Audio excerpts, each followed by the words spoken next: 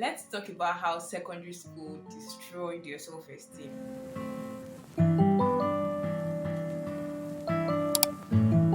Hey fam, you're welcome back to my channel. If you're new here, my name is Fayo Sanwo, and in today's video, we're going to be talking about how secondary school has destroyed your self-esteem. And I know some of you might be wondering that, okay, what is she talking about? But don't worry, just stay with me. So it is no news that there are so many people walking around the streets looking like they have it all together, but in actuality, they have so many insecurities and a non-existent self-esteem because of some experiences that they had while in school, and more specifically, secondary school. Now, why did I say secondary school? So I feel like primary school was just more like best friend and vibes. We didn't know anything. We were just really growing up and just even coming to understand how the world was. But in secondary school, we're already getting more mature. We were approaching teenagehood. Puberty and adolescence were just right around the corner. And in this period, we were a lot more body aware. We were much more aware of how we looked, of how people perceived us, of how people felt about us, of our physique, of our stature. And I believe most people had a part of their body that they were insecure about because they were usually teased for it or made fun of because of that part of their body. And most times you just try to laugh it off.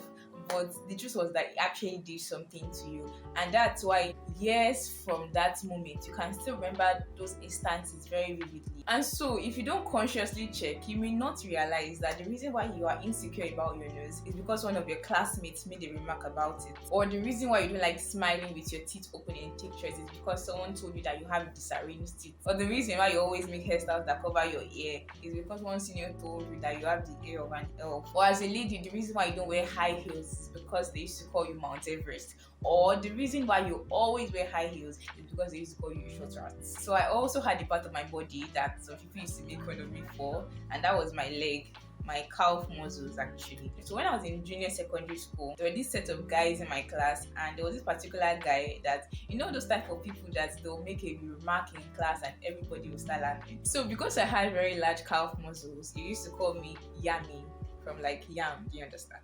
And truth be told, I wasn't really insecure about it, so it never really got to me. Even though there were some parts of my body that I was insecure about, like my shoulders, I felt my shoulders were too broad.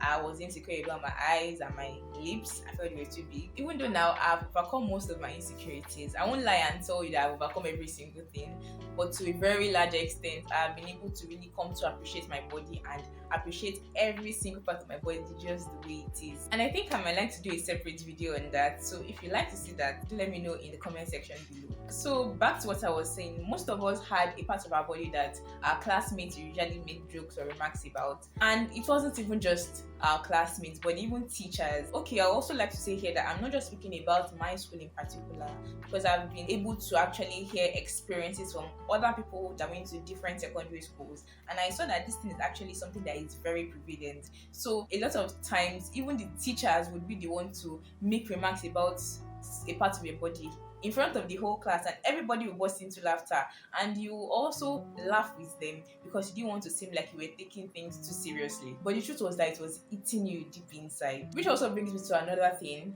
insults and abusive language generally. So some teachers or students won't make a remark about your body part, but the words that they would use would shatter every ounce of self-worth that you had left inside of you. So personally, while growing up, I don't recall my parents ever using an insulting or abusive word against me or even any of my siblings. My parents were not perfect, but I can say that one anyway, that my parents never for once opened their mouths to call me or my siblings a fool or an idiot or even stupid. And it wasn't even just to us, the children, but to everyone. I don't recall any time that my parents would be discussing and they would say, oh, that man is an idiot, or oh, that girl is a fool. So this was the mentality that I had while growing up. I never heard those words being used to me, so I never used them to other people too. So imagine my surprise when I started to get older and started to interact with different people from different families and different backgrounds, especially when I even go to school. And I found out that a lot of people didn't see these words as something out of the way or something like that. A lot of people used to use these words frequently, and it was a very normal way for so many people to relate. And the thing is, even though I was brought up otherwise, I could have also changed and started to use those same words. But I actually just determined for myself, and not just even because that was how my parents brought me up, but it was just something I decided to do for myself. And so people that have been close to me right from secondary school and even up till now would know that I would never open my mouth to call someone a fool or to call someone an idiot. And you would even see a lot of cases where people would use such words to their friends. And if you were to ask them, they'll be like, oh, that's how I joke with my friends. If you are not close to me, I can't use such a word to you. But the fact that I'm calling you a fool or an idiot, that means that we are close, that means we are guys. And I always just try to find the logic in that. Because I'm like, why? Of all manners, of all ways to describe the people that you claim to love and care about, why would you use insulting and demeaning words to them? And more so if you are a believer. The Bible makes it very clear that we are not to let unwholesome, that is, foul, vulgar words proceed from our mouth. That every word that comes out from our mouth should be a blessing to those that are hearing us. And also, even considering the fact that as a believer, you understand the power in your words. You understand that the words you speak carry power, carry life. So you shouldn't just be opening your mouth to use such words to people, whether they're your friends or not. Or even the worst case scenario is when you yourself now start to call yourself such words. Probably you are doing something and you make a mistake and you are talking to yourself and you're like, oh, why are you so stupid? Or why are you so foolish? Why did you make such a mistake? Are you so dumb? And you're talking to yourself and you're expecting that other people won't start calling you foolish or calling you dumb. You have already even given them the license to call you such words. And as I said already, these words actually shape your perception of yourself. These things, you might look at them as little or trivial, but it is a summary of all these things that will actually shape the way you view yourself. And if you have grown up hearing words like that, there is a lot that is going to do to you. And so you should not be compounding the case by now still calling yourself such words. So all of these things matter. And the comments that people have made about your height or about your size or about your eyes or about your lips or about your nose have unconsciously shaped the way you now view yourself. And as I said earlier, you might not really notice these things if you are not conscious enough about looking at your life, evaluating your life. Oh, why do I act this way? Oh, why do I do such things? If you really sit down to think about it, you'll find out that you will trace it to those subtle remarks, comments that people make here and there about you. And yes, it is very possible to know by head that you are fearfully and you are wonderfully made. Oh, the Spirit of God dwells inside of you. You are a chosen generation. You are precious. You are beautiful in the sight of God. But you don't know it by heart.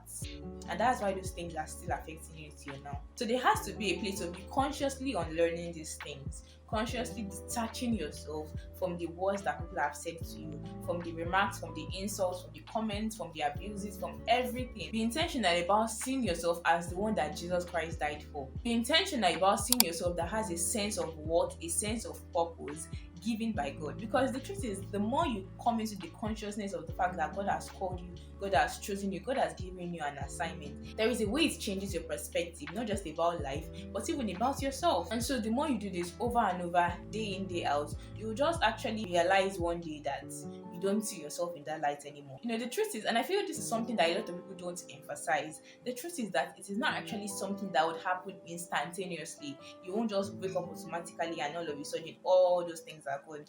Well, for some people it might happen that way, but for most people it's usually a learning process, it's a step-by-step process. So even though you wake up one day and you feel on top of the world, the next day you might find out that you are still looking at yourself in the mirror and you are still wondering that, oh, why do I look this way? So you just have to wake up every day, the day after the next, after the next, and after the next, and constantly remind yourself about the truth of God's word, and let it just fill your heart, and not just even your mouth but your lips. The words that you profess about yourself, let it carry life, let it carry grace. If you don't want people to call you stupid, don't call yourself stupid. If you don't want people to call you foolish, don't call yourself foolish. And in the same way, don't be the one destroying the self-esteem of others.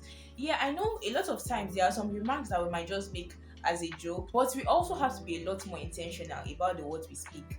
Don't just say, oh, I'm just joking. So if the person is taking it personally, that's their business. What about if the person has not really grown to understand some of these things? If you are complaining about how the words that people have said to you has shaped you to turn out in a particular way, don't now be the reason why someone else is feeling the same way. If not, to just continually be a never-ending cycle. So before you say anything, think about it.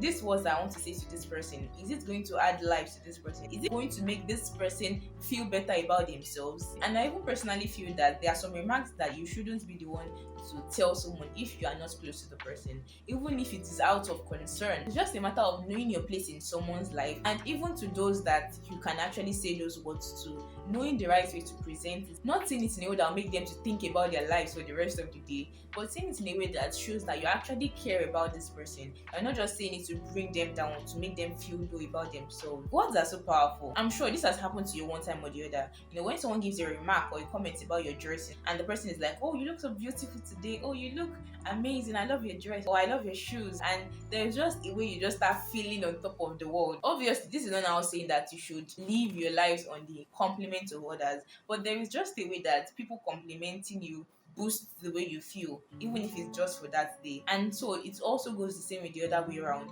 If someone just makes a remark about your clothes or your shoe, like, oh, that clothes looks a little too big on you, or this shoe you're wearing does not really rhyme with the clothes you're, those little things, they actually would affect the way you will feel for the rest of the day. So I'll just say the main summary of this video is, don't be the reason why people feel less about themselves. And in the same way, don't let people's words define you. If you want this world to be a better place, free of hate, it starts from each and every one of us. Speaking words that edify, speaking words that are full of life, and not speaking words that just make people feel down, feel bad about themselves. So I hope I was able to communicate what I wanted to communicate from this video effectively. And so if this video resonated with you, I would really like to know, just leave a comment below in the comment section, and make sure you like this video and share it with at least one friend. So yeah, thank you so much for watching. Until next time, bye.